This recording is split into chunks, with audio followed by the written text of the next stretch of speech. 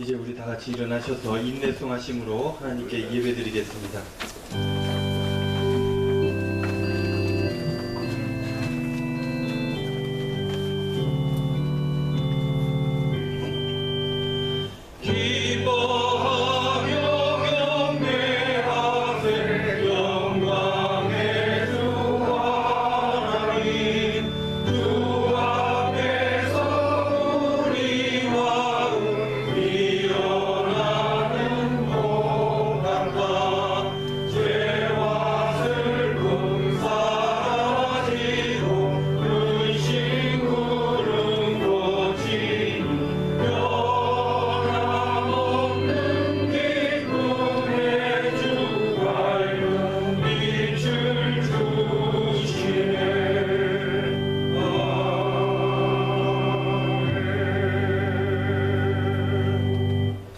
여호와여, 이제 내가 주께서 주신 토지 소산의 만물을 가져왔나이다 하고 너는 그것을 네 하나님 여호와 앞에 두고 네 하나님 여호와 앞에 경배할 것이며 네 하나님 여호와께서 너와 네 집에 주신 모든 복으로 말미암아 너는 레위인과 너의 가운데 거류하는 객과 함께 즐거워할지니라.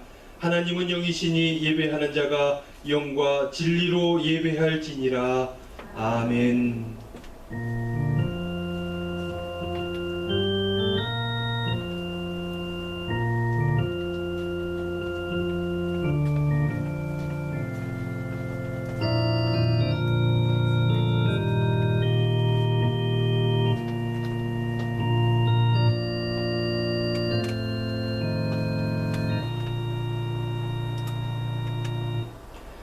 은혜로우신 아버지 하나님, 감사와 찬송과 영광을 우리 하나님께 올려드립니다. 풍성한 오곡백과가 무르익는 이 결실의 계절에 저희들 이렇게 예배의 자리로 불러주시고 영적 결실도 맺게 하여 주신 것에 대해 감사를 드립니다. 이 좋은 날 우리의 감사와 찬양이 하나님 앞에 상달되기를 원합니다. 주님의 빛난 얼굴을 우리에게 비추어 주시어서 우리 심령의 아름다운 성령의 열매들이 맺히게 하여 주시옵소서. 이번 주에는 우리 민족 고유의 명절인 추석이 있습니다. 예배하는 우리의 중심에 걱정과 근심과 흑암이 다 물러가게 하여 주시고 기쁨과 은혜와 사랑이 더욱 풍성하게 넘치게 하여 주시옵소서. 예수님의 이름으로 기원하오며 이 시간 저희들의 죄와 허물을 회개하는 마음으로 하나님께 나아갑니다.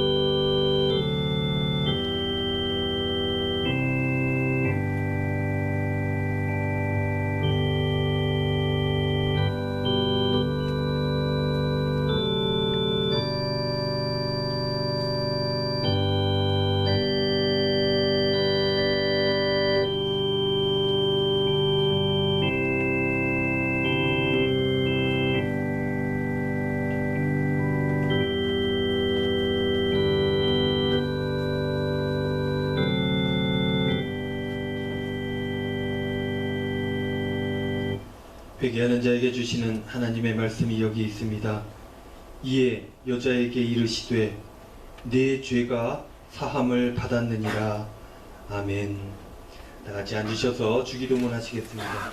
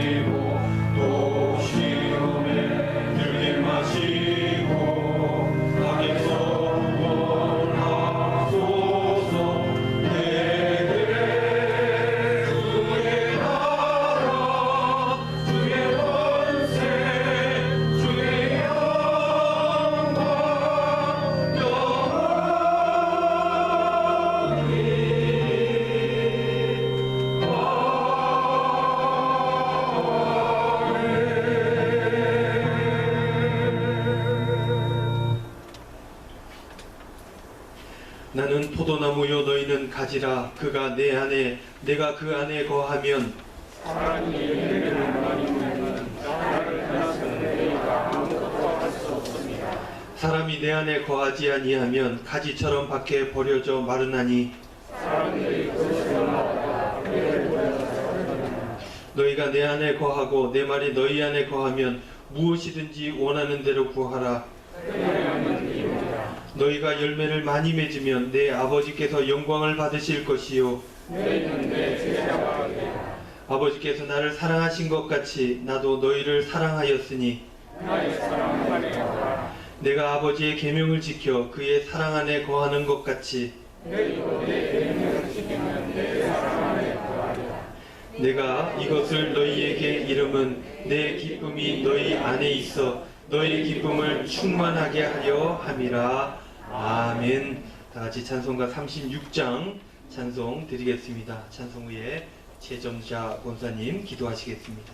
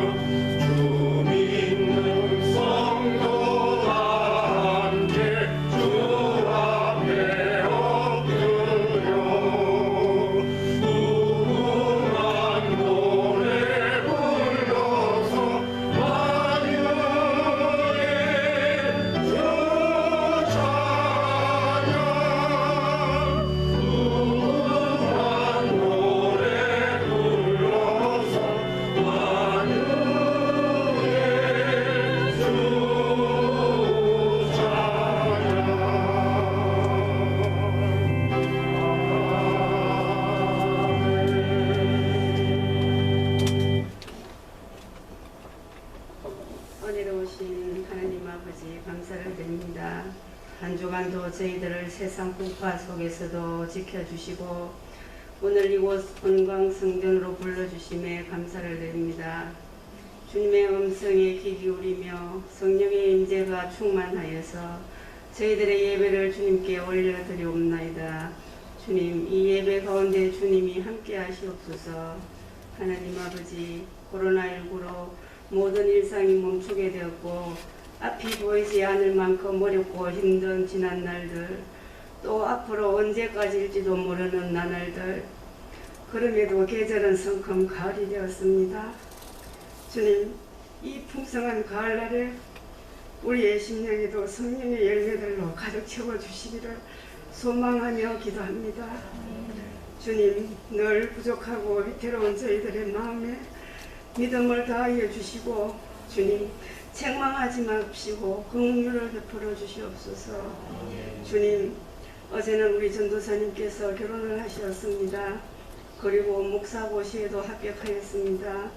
전도사님께서 새로이 새 출발하시는 신혼생활과 앞으로의 사역을 감당하실 때 주님의 거신 축복과 은혜가 가득하게 하시고 행복하고 아름다운 가정으로 이끌어 주시기를 간절히 소망합니다. 주님, 우리나라를 위하여 기도합니다.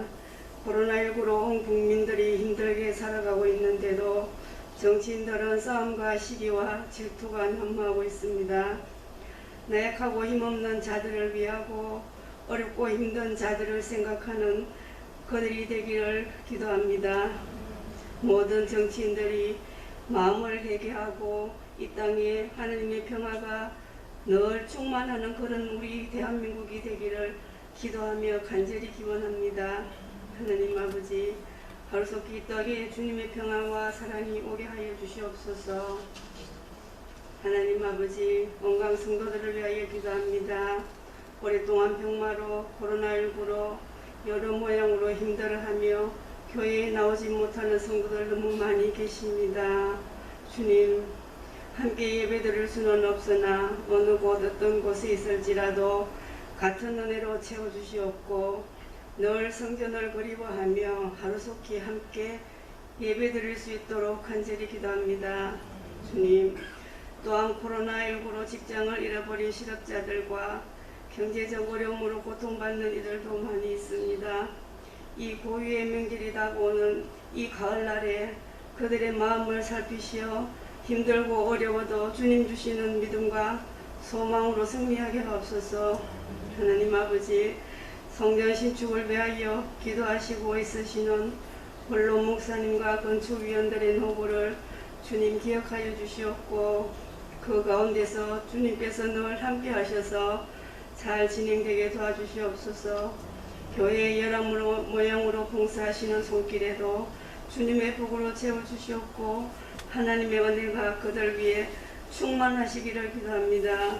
주님, 이 시간 말씀 전하실 목사님 성령이 함께 하시어 영육간 강건하게 하시옵고 놀라운 은혜가 이곳에 임재하셔서 풍족하게 채워주시옵고 주님의 말씀을 듣고 위로받으며 한 주간 세상에서 지낼 때 하나님 평화를 실천하는 저희들 되게 하옵소서. 구하지 못한 것들도 주님 아시오매 주실 줄 믿사옵고 예수님 이름으로 기도드리옵나이다. 아멘.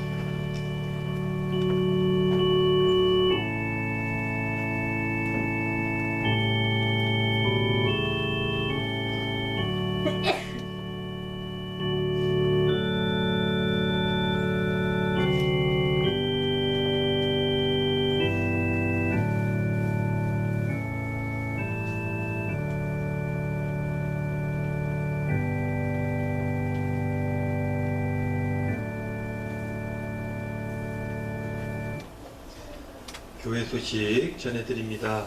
우리 소식 나누기 전에 먼저 앞뒤 좌우에 있는 우리 성도님들 서로 인사하겠습니다. 참 잘 오셨습니다. 반갑습니다. 오늘도 예배 가운데 큰 은혜 되시기를 바랍니다. 서로 인사하겠습니다.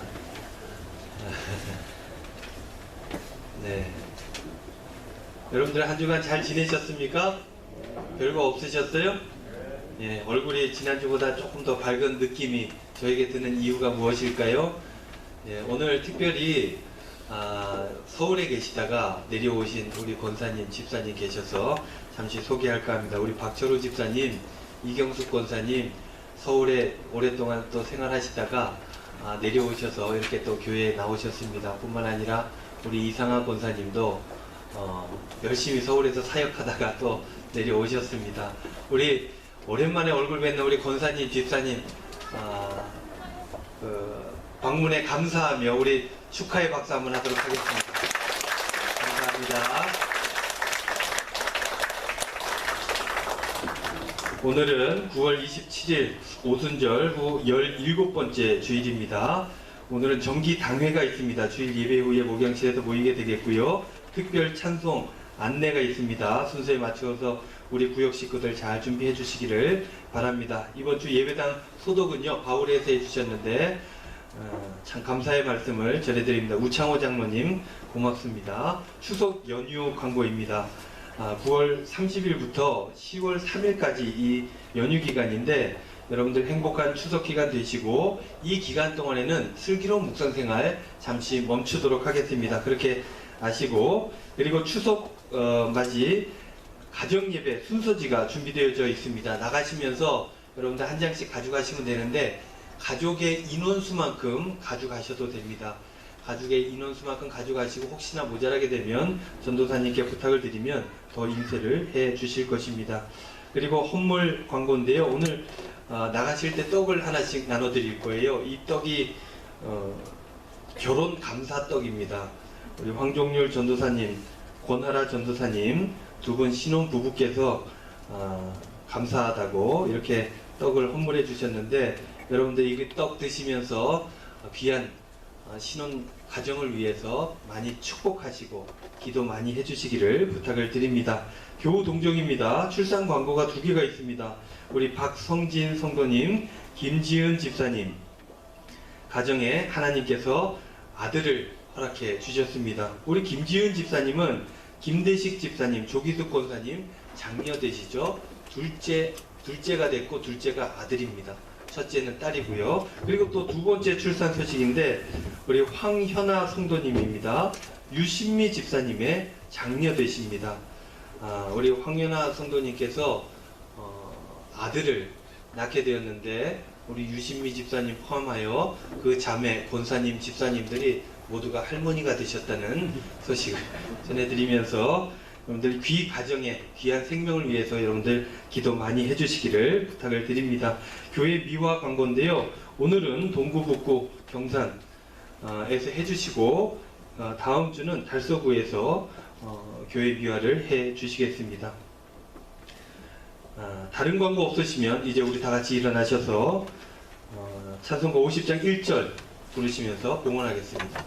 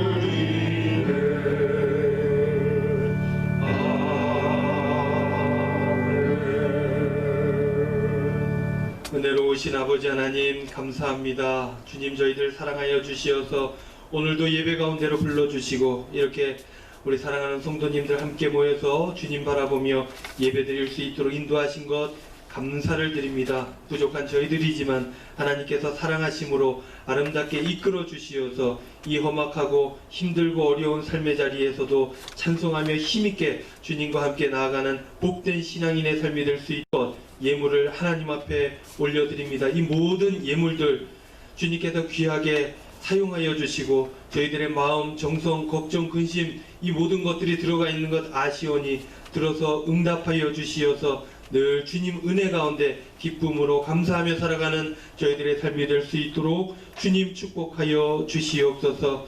부족한 종이 간절히 구하옵기는 우리 사랑하는 성도님들 삶의 자리에 복이 있기를 원합니다. 힘들고 어려워도 주의 하나님 아버지 따라가는 주의 백성이오니 주님 기억하여 주시고 붙들어 주시고 위로하여 주시고 강건케 하여 주시고 치유하심으로 나음을 입어서 주님 앞에 온전한 삶을 살아가기에 부족함 없도록 주님 인도하여 주시옵소서. 연약하신 노종들 주님께서 붙들어 주시고 그 연약한 곳곳마다 아버지 하나님께서 안수하여 주시어서 나음을 입게 하여 주시고 강건한 대로 주의 몸된 교회를 위해 세상을 향해 주님을 향해 헌신하며 봉사하는 주의 종들 다 되도록 인도하여 주시옵소서. 추석 명절이 다가옵니다. 추석 명절 가운데 하나님의 은혜가 우리 성도님들 가정에 충만하게 하여 주시고 가족들이 모일 때에 기쁨 충만하게 하시며 말씀으로 하나 되어 믿음의 가정을 다시 한번 확인하는 복된 시간들이 다 될 수 있도록 인도하여 주시옵소서. 우리들의 자녀들 주님 붙들어 주시고 가정에 주신 기업들도 함께 하여 주시어서 어려움 없게 하여 주시며 있다 할지라도 넉넉히 이겨 나아갈 수 있는 믿음과 은혜를 주님께서 채워 주시옵소서. 이번 한 주간도 우리 성도님들의 삶의 자리에 기쁨이 충만하게 하여 주시고 귀한 믿음의 결단으로 강건하게 하여 주실 줄로 믿고 감사드리며 예수님의 이름으로 축복하며 기도하옵나이다. 아멘.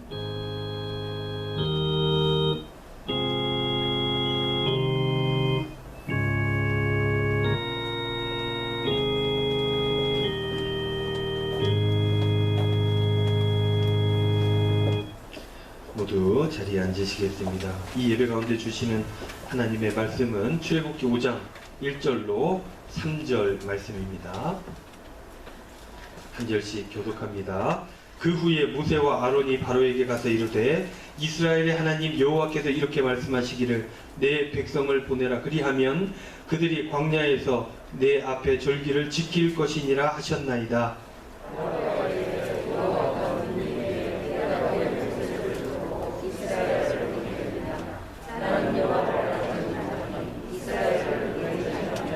함께 봉독합니다. 그들이 이르되 히브리인의 하나님이 우리에게 나타나셨은즉 우리가 광야로 사흘 길쯤 가서 우리 하나님 여호와께 제사를 드리려 하오니 가도록 허락하소서. 여호와께서 전염병이나 칼로 우리를 치실까 두려워하나이다. 아멘. 이 시간에 우리 특별 찬송 시간입니다. 4구역 식구들 나오셔서 하나님 앞에 찬송하겠습니다.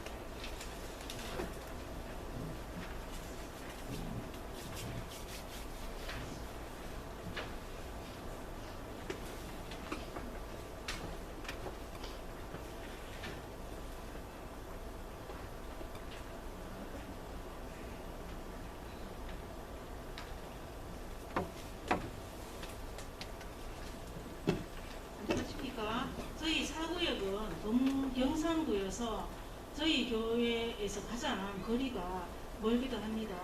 하지만 주일 예배드리기 위해서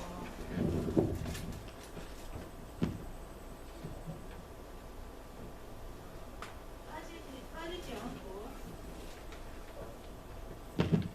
않고 예배드리기 위해서 꼭 참석해 주셔서 너무 감사하고 또 주일마다 주어 적기를 정말 사명으로 생각하시고 열심히 해주시기로 합니다. 김명수 권사님은 오늘 또 아이가 좀 답변하셔서 앉아서 설명을 하시게 해주겠습니다. 여기에 계신 분들 외에 오늘 못 오신 분이 각동희 권사님, 유동균 권사님은 연세가 있으셔서 코로나 때문에 안 오고 계시고요. 그 다음에 강호영 집사님, 김문희 집사님, 또 이병식 집사님은 어떤 개인적인 일로 잠시 좀 못 나오고 계신 것 같습니다.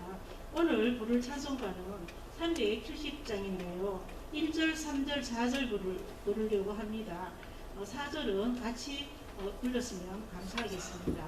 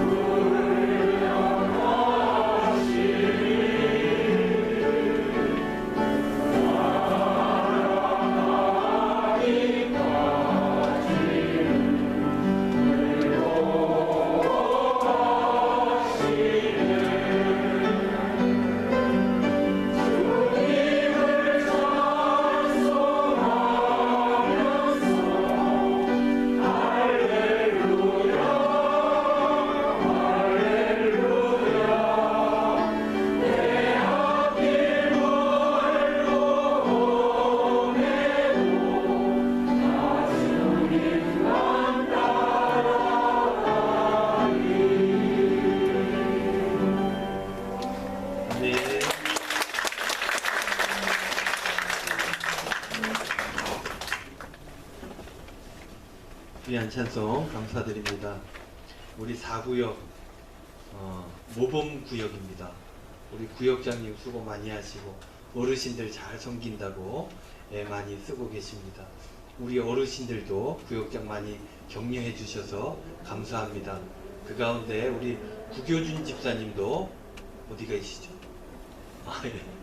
저기 고개 숙이고 계신 분이 구교준 집사님인데요. 참 그 이름도 빛도 없이 교회에서 역할들 감당해 주셔서 감사를 드립니다. 먼 곳에서 오고 간다고 고생 많으신데 우리 격려의 박수 한번 하도록 하겠습니다. 감사합니다. 오늘 말씀의 제목이 뭐죠? 희생의 예배, 희생적 예배에 대해서 말씀을 나누려고 합니다. 여러분들 이 본문 말씀 이제 다 외우시겠죠? 설마 다 외우실 정도로 이렇게 지금 계속 하고 있습니다. 우리가 출애굽을 보고 있는데요. 출애굽에서 이제 모든 것들이 새롭게 만들어지는 거예요. 제도도 만들어지고 조직도 만들어지고 그들의 선민으로서의 마음가짐도 만들어지고 모든 게 만들어지는데 그 중에 가장 핵심적인 것이 바로 예배를 세우는 일입니다. 이것은 처음 출발할 때부터 하기 전부터 중요한 중심 그들의 주제였습니다. 그렇기 때문에 이 중요한 중심 주제를 한번 잘 다뤄보려고 세 번째나 이 말씀을 보고 있습니다. 다음 주는 조금 더 길게 해서 한 주간 더 할 예정인데요. 13일 주일부터 시작했죠. 13일 주일에는 히브리 민족이 자유를 얻으려고 출애굽을 해야 되는데 그 출애굽하는 목적이 무엇이라 그랬습니까? 예배를 드리기 위함이다 라고 말씀을 나누었습니다. 그만큼 예배라고 하는 것은 저들에게 있어서 굉장히 중요한 생명과 같은 부분이었다 하는 것들을 나누면서 예배는 어떤 것인가 개념 정리를 13일 주일날 했었더랬습니다.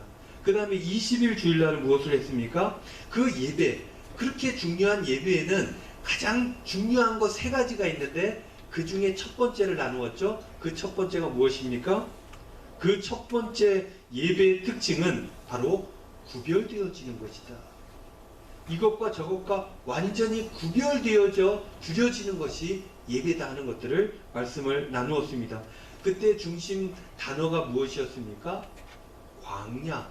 광야였습니다. 이 광야는 우리에게 굉장히 큰 것들을 시사합니다. 적어도 우리 은광교회는 굉장히 큰 것들을 시사합니다. 광야에 있는 것. 이들은 광야에 나가서 예배를 드려야 되겠다. 그렇게 바로에게 이야기를 하죠. 그 구별되어지는 것은 무엇이냐면 두 가지를 함께 나누었었죠. 첫 번째는 물질 문명과 구별되어지는 그 현장이 필요하다. 두 번째는 그냥 우리가 살아가는 일상과 구별되어지는 현장이 필요하다. 그 현장에서 예배드리는 것이 온전한 예배드리는 가장 기초적인 것이다 라는 이야기들을 했죠. 그러한 구별되어진 물리적인 장소, 구별되어지는 영적인 장소, 이것이 예배드려지는 장소로 합당하다 하는 것들을 나누었습니다. 오늘은요, 본문에서 알 수 있듯이 예배의 특징 중 두 번째 특징을 함께 나누어 보겠습니다. 이게 없으면 예배가 안 되는 거예요. 오늘의 제목이 무엇이죠? 희생적 예배입니다. 오늘의 키워드는 무엇일까요? 바로 희생입니다. 3절 말씀 한번 보도록 하겠습니다. 그들이 이르되 히브리인의 하나님이 우리에게 나타나셨은즉 우리가 광야로 사흘길쯤 가서 우리 하나님 여호와께 제사를 드리려 하오니 가도록 허락하소서. 여호와께서 전염병이나 칼로 우리를 치실까 두려워하나이다 하는 이런 말씀이 있습니다. 여기서 이 말씀에 집중해야 됩니다. 우리 하나님 여호와께 제사를 드리려 하오니 라는 부분입니다. 이 부분 우리는 지금 어떤 성경을 읽고 있냐면 개역 개정으로 읽고 있습니다. 그런데 이 부분의 개역 한글은 이렇게 번역되어 있습니다. 여러분들이 지금 개역 개정으로 바뀌기 이전의 성경이 그 개역 한글인데요. 개역 한글에는 어떻게 나오냐면 우리 하나님께 희생을 드리려 하오니 라고 되어 있어요. 지금 우리가 읽은 거는 제사를 드리려 하오니인데 그 전 성경을 보면 희생을 드리려 하오니, 희생을 드리기 위해 광야에 우리가 나아가야 된다는 것입니다. 그 희생이라는 단어가 제사로 번역된 것을 우리가 확인해 볼 수 있는 것입니다. 그럼 다른 성경들은 어떻게 했을까? NIV 성경, 그러니까 New International 버전에 보면은 이렇게 번역되어 있습니다. To offer sacrifices to the Lord our God, 이렇게 번역을 해놨어요. 우리 하나님께 sacrifice, 희생 제물을 드리기 위해서 우리는 광야로 가야 됩니다. 라는 거. 그러니까 이 sacrifice는 뭐냐면 희생 제물이요. 이 희생 제물을 드리기 위해서 우리가 광야로 가야 된다는 것입니다. 이 제물이 무엇입니까? 제물이라고 하는 단어를 살펴보면 제사에 쓰이는 물건을 제물이라고 그러죠. 여기에서는 이 제물을 무엇을 뜻하냐면 짐승을 뜻해요. 잡는 것. 잡아서 이 짐승을 하나님께 드리는 거 아닙니까? 이 제물을 뜻하는 것입니다. 이 제물은요, 신께 드리는 제사에서 사용되는 것인데 구약의 제물의 용도는 바로 자신을 대신하는 용도로 썼다는 거예요. 구약은요, 하나님과 어떻게 만났냐면 이 제사를 통해서 하나님과 만나게 되었습니다. 그런데 죄인은요, 하나님 앞에 나아갈 수가 없는 거죠. 하나님을 볼 수가 없습니다. 왜 볼 수가 없습니까? 죄 때문이에요. 죄가 있으면 죽임을 당합니다.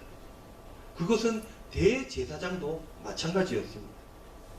그래서 죄가 없어야 하나님 앞에 나아갈 수 있게 되는데 사람이 스스로 죄를 없앨 수가 없는 것이죠. 그런 능력이 없으니까 죄를 어떻게 해요? 나의 죄를 누구한테 전가합니까?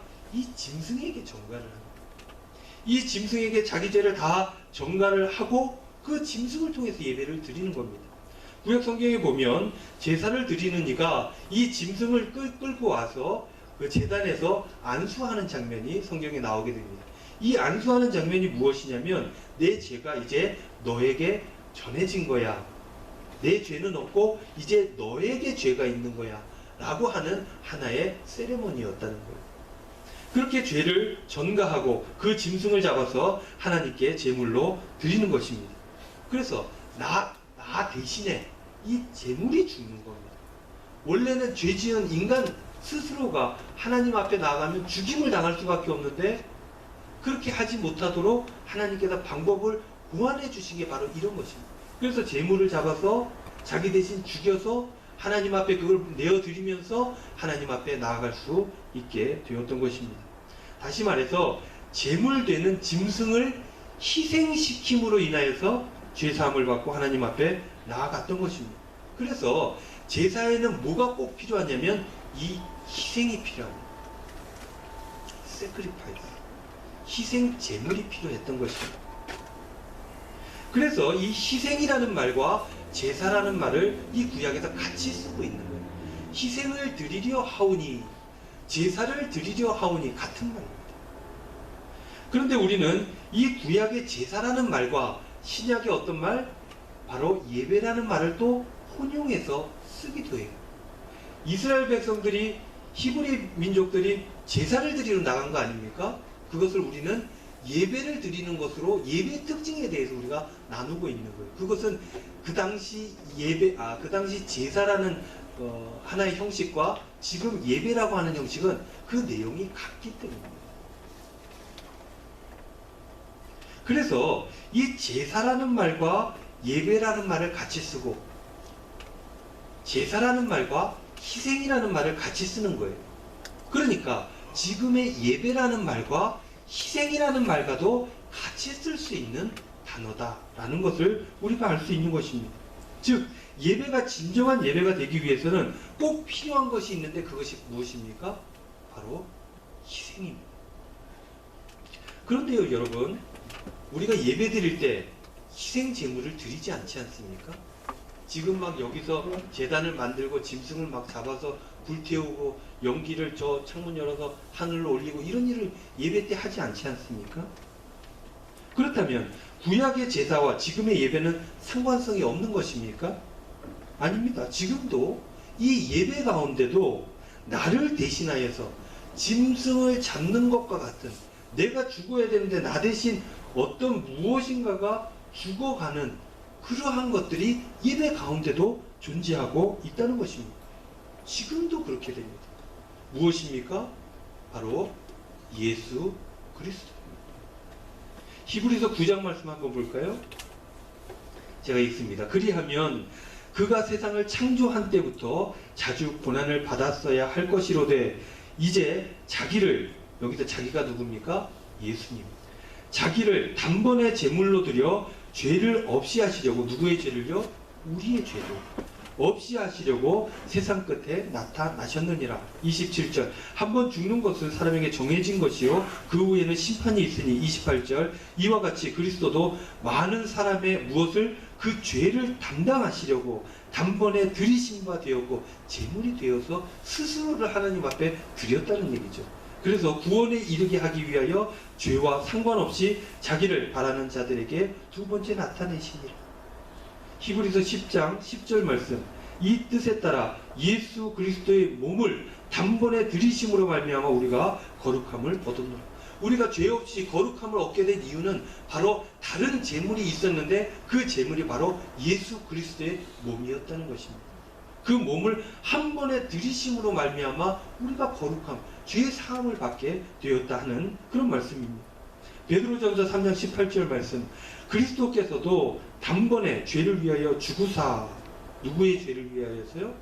우리의 죄를 위하여 의인으로서 불의한 자를 대신하셨으니. 우리가 제물되어서 죽어져야 되는데 우리를 대신하신 분이 계신데 그분이 바로 예수 그리스도이시다라는 거죠. 우리를 하나님 앞으로 인도하려 하심이라.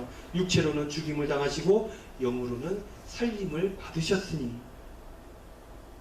예수님께서 우리의 죄를 대신하여서 제물로 죽으셨다는 그런 얘기들이 신약성경 곡할 수 없는 존재인데 예수님께서 그 죄를 다 감당을 하신 겁니다. 예수님께서 하나님께 드려지는 희생 제물이 되어 죽으셨던 것입니다. 죽으시지 않으면 우리가 죽으니까 예수님께서 불쌍히 여기셔서 대신 죽으신, 대신 제물이 되어 주신 그런 사건을 십자가 사건으로 우리가 받아들이고 있는 것입니다. 그런데 여러분, 이 말씀들을 좀 읽다 보면 계속해서 나오는 하나의 단어가 있죠. 그 단어가 무엇입니까? 단번에. 두 번, 세 번 죽임 당할 필요가 없는 것이죠. 단번에 그 모든 것들이 해결됐다는 것입니다. 그분은 죄가 없으신 분이고, 그분은 어떤 분이시냐면 세상을 창조하신 분이고, 그렇기 때문에 우리 모두의 죄를 담당하고도 남음이 있는 것이죠. 그래서 단번에, 그 한 번의 십자가 사건으로 모든 인류의 죄를 다 담당하기에 충분하셨다는 것입니다. 그래서 신약의 예배는 구약의 제사의 전통을 그대로 가져오고 있지만 짐승을 잡지 않는 것입니다.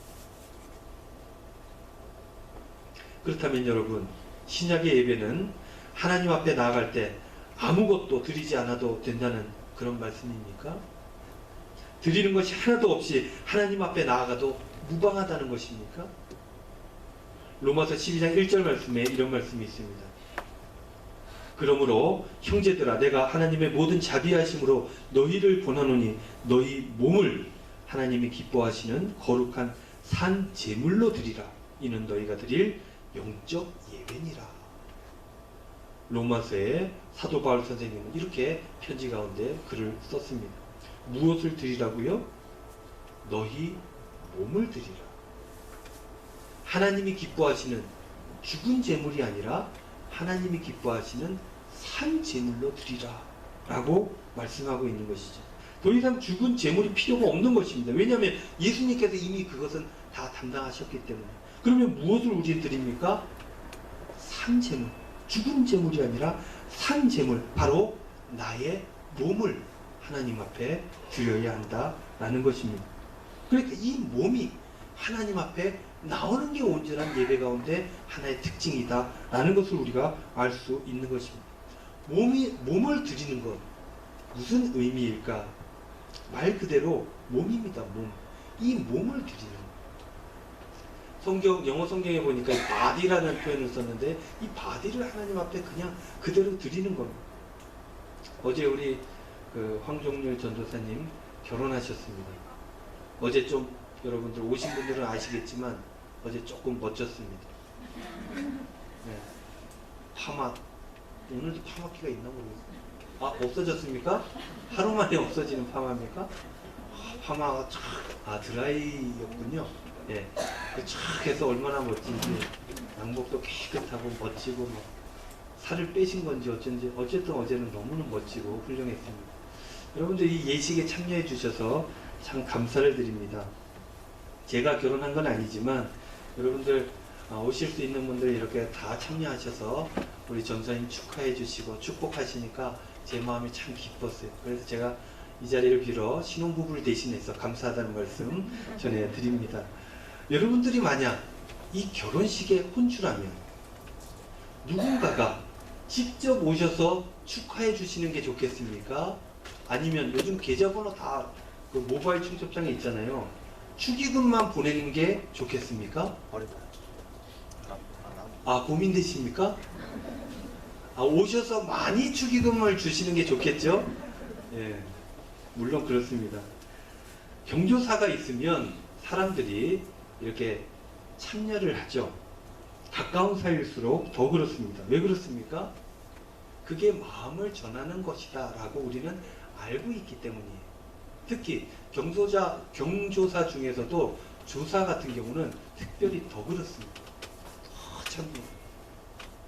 지인의 아픔을 나누겠다는 강력한 표현을 이 몸으로 하는 것입니다.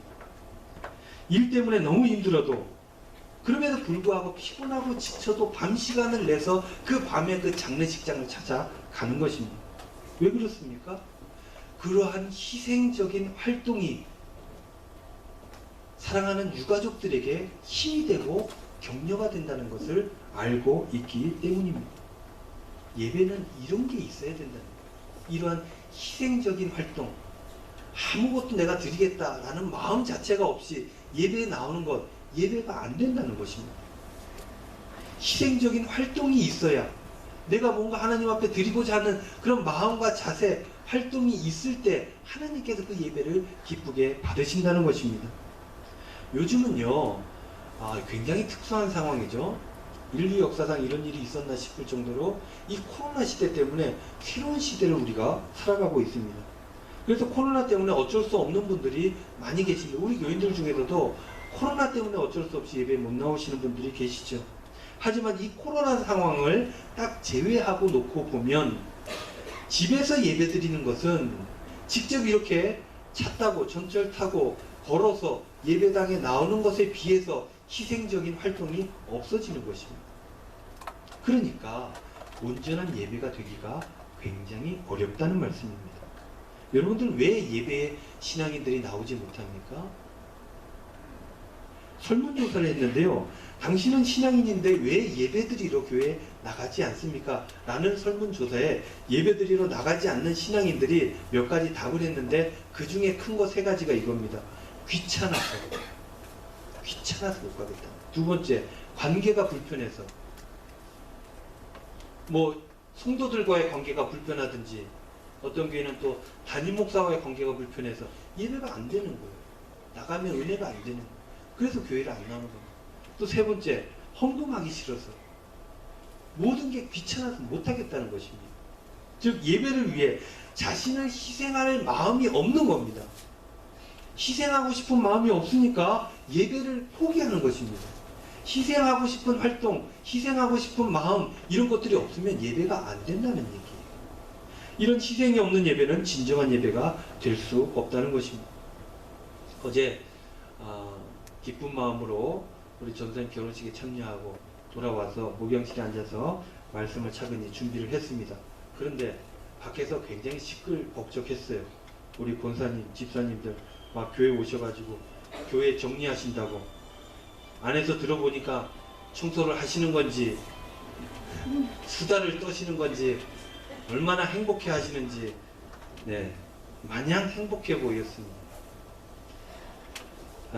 시간을 내어서 교회 직접 오셔가지고 몸을 쓰면서 청소하시면서 주방 정리하시고 힘들 텐데 그 와중에 수다도 떠시고 제가 말씀 준비하면서 어떤 마음이 들었겠습니까?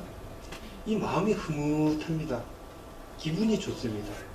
행복해 보이는 저 모습들 옆에 있는 것 자체가 마음이 참 좋았습니다. 그러면서 그런 생각이 들었어요. 저분들의 예배는 벌써 시작되었구나 하는 그런 생각이 들었습니다. 진정한 예배라는 것이 이런 것입니다. 자신을 드리는 것, 자신의 것을 희생하는 것, 이러한 희생이 있어야 온전한 예배가 된다는 것입니다. 이런 희생이 없는 예배는 가짜라는 것입니다. 성경에서 예배는 몸을 산 제물로 드리는 것이라고 말씀하고 있습니다. 나를 쓰십시오, 이런 자세입니다. 어떤 것이든지 내가 하나님 앞에 하겠습니다, 하고 싶습니다, 나를 사용해 주십시오, 이런 자세입니다. 이런 자세가 우리 하나님을 기쁘시게 하는 것이고, 이런 자세가 있는 사람들이 모인 예배가 하나님께 영광을 돌릴 수 있게 되는 것입니다. 근데 여러분들 생각해 보십시오. 하나님 입장에서 뭔가 부족해서 여러분들에게 뭔가를 원하시는 분이 아니신 것입니다. 여러분들이 뭔가를 드려서 하나님이 기쁘신 게 아닌 것입니다. 이미 다 가지고 계십니다. 근데 뭐 때문에 하나님 기뻐하십니까? 여러분들 없는 가운데서도 뭐라도 하고 싶은 그 마음 때문에 하나님께서 기뻐하시고 그 예배를 받으시는 것입니다. 내게 뭔가 희생된다고 할지라도 하나님께 그것을 희생하여 드리고 싶은 그 마음을 하나님께서 받으신다라는 것입니다. 그런데 그 마음은 어떻게 표현이 됩니까? 마음만으로 표현되는 게 아니죠. 마음은 어떻게 해서든지 몸으로 표현되게끔 되어 있는 것입니다. 몸으로 표현되어야 진짜 마음이 되는 것입니다. 그래서 예배를 진정으로 드리려면 시간도 내야 되고, 시간도 드리고, 물질도 드리고, 입술도 드리고, 마음도 드리고, 그러면서 하나님, 내 모든 것들은 다 당신의 것입니다. 하나님의 것입니다. 하나님의 영광을 위해서 써주십시오 하는 이러한 자세, 이런 마음의 자세가 예배를 예배되게 한다라는 것입니다. 사랑하는 성도 여러분, 이런 예배를 여러분들 드리시기를 바랍니다. 그저 내가 필요한 것만 얻어가려고 나오는 그런 예배가 아니라, 하나님께 뭔가를 좀 어떻게 아뢰고 필요한 것들을 구하기 위해서 나오는 것이 아니라, 나의 것을 드리겠다. 하나님 얼마나 고맙습니까? 여지껏 이렇게 살게 해주시는 애, 이렇게 좋은 사람 만나게 해주시는 애, 교회 나올 수 있도록 건강을 허락해 주시는 애, 이 모든 것들 너무나 감사합니다. 내게 있는 것들 다 하나님 주신 것이니까 하나님께서 사용하여 주시옵소서 하는 그 자세, 그런 자세로 나오게 되면 하나님께서 그 예배를 기뻐 받으신다는 것입니다. 그리고 또 한 가지, 그 드림이 몸을 드리는 것처럼 나의 희생이 되는지 아닌지, 이것이 굉장히 중요하다는 것입니다. 그 드림이 희생이 될 만큼인지 희생이 되지 않을 만큼인지, 내 생활에 아무런 변화가 없는 희생으로 포장된 것인지, 그것은 우리 하나님이 아십니다. 하나님께서 원하시는 산 제물은 많은 돈이 아닙니다. 많은 시간이 아닙니다. 하나님께서 원하시는 것은 그저 여러분들의 애씀입니다. 애쓰는 그 마음, 그거 하나 하나님께서 원하신다는 것입니다. 그 애쓰는 마음은 몸으로 드러나게 되고, 물질로 드러나게 되고, 시간으로 드러나기도 하는 것입니다. 사랑하는 성도 여러분, 이 희생이 어디서부터가 희생이고 어디까지가 희생이 아닌지 객관적인 정답은 없습니다. 여러분과 하나님만 아실 분입니다. 이제부터 우리 은건계 우리 성도님들이 드리는 이 예배는 몸을 드리는 희생이 있는 그런 예배가 되기를 바랍니다.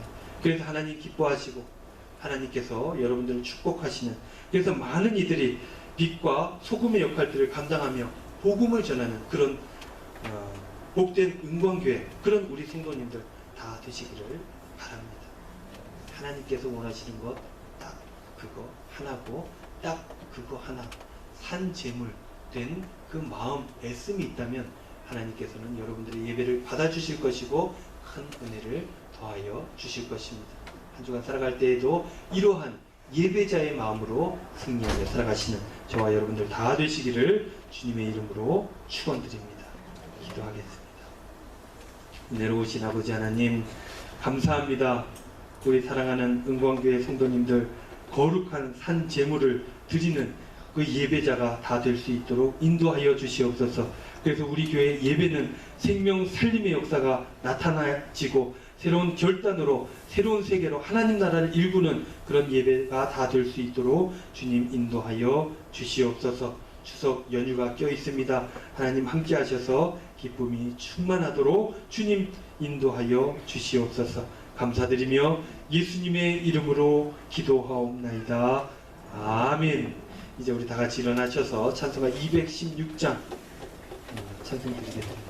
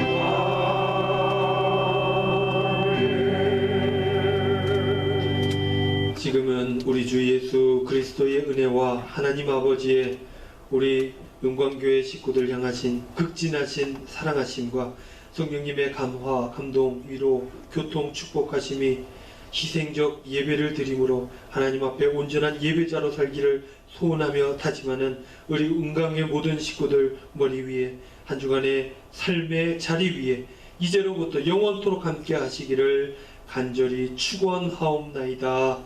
아멘.